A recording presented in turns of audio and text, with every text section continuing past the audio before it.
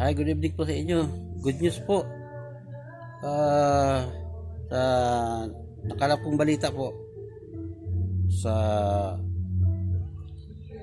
tungkol po kay Apollo Kibuloy na huli na po. Siguro sabi nga nilang iba na ano daw, hindi daw nahuli, sumuko, pero pareho lang naman yon.